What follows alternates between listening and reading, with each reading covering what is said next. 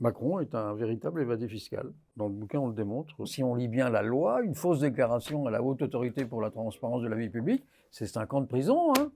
Et donc, voilà, il devrait être en tôle. Hein. Mais le problème, justement, c'est quoi? C'est que les institutions de la Ve République sont des institutions qui organisent l'irresponsabilité du président de la République. Donc avoir un président de la République qui a cet état d'esprit-là, c'est ça qui fait que la société française est complètement stressée par Macron. C'est parce qu'on ne le supporte pas. Et effectivement, dans un univers autrement organisé, le gars, il aurait sauté depuis longtemps. Quand un pervers a les moyens de satisfaire ses intérêts et de continuer à occuper des positions qui le satisfont, des positions de pouvoir, et qu'il a le droit avec lui, il ne va rien céder. Il ne cédera que si sa sécurité physique est en jeu, ou si, sur le plan du droit, sur le plan de la légalité, il est obligé de céder. Sinon, s'il peut utiliser tous les outils légaux qui existent, et là il se trouve que les dispositions de la Constitution de la Ve République en France donnent énormément de pouvoir au président de la République. Et ces pouvoirs, il en jouit, mais de tous ces pouvoirs. Il profite de tout. Et alors, ce qu'il préfère, c'est les attributs du pouvoir. Il profite de tous les attributs du pouvoir. Ce type, il aura passé 10 ans au pouvoir, sachant qu'il est 10 ans président de la République.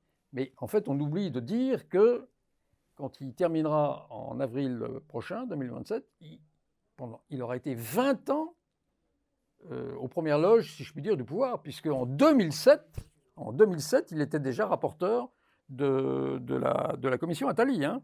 Donc, c'est un type qui a une influence, en tout cas au plan économique, et plus énorme. Et, finalement, il est sous protection immunité judiciaire depuis maintenant 10 ans. On aura été gouverné par un évadé fiscal pendant 10 ans, sans que les médias mainstream reprennent ou aient la moindre curiosité sur cette période de sa vie.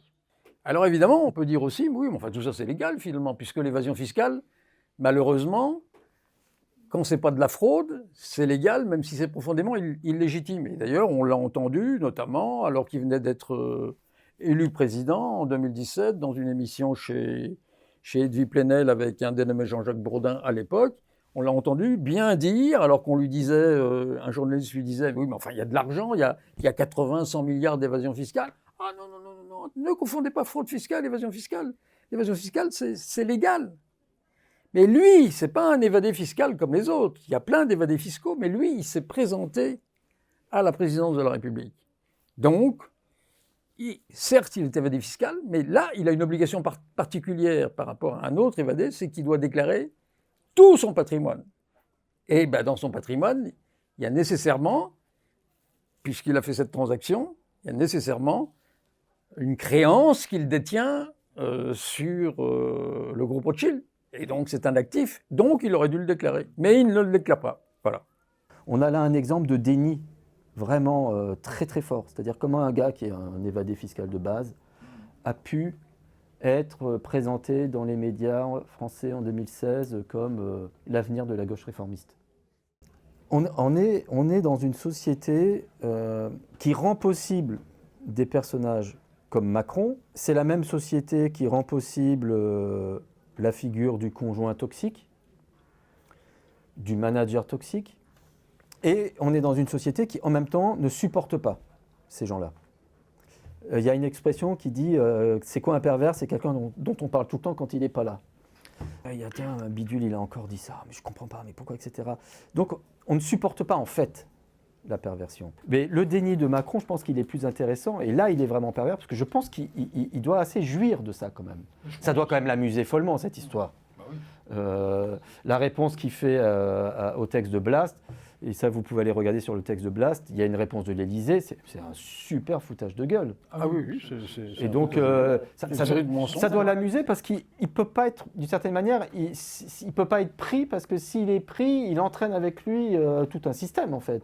Et donc comme personne n'a envie d'être entraîné il est tranquille et il peut s'amuser effectivement à nous mettre sous les yeux des trucs qui n'ont pas de sens. On croit en plus, haute autorité pour la transparence de la vie publique, une série de magistrats qui gouvernent tout ça, etc. Donc on se dit, nom de Dieu, si la haute autorité dit qu'il n'y a rien à dire sur les déclarations, ça peut être que vrai.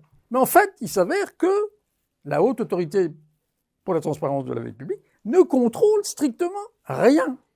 Elle prend les déclarations et le citoyen lambda, ah bah, il dit ça doit être bon. Hein. En plus, il y a une commission composée de magistrats qui surveille tout ça.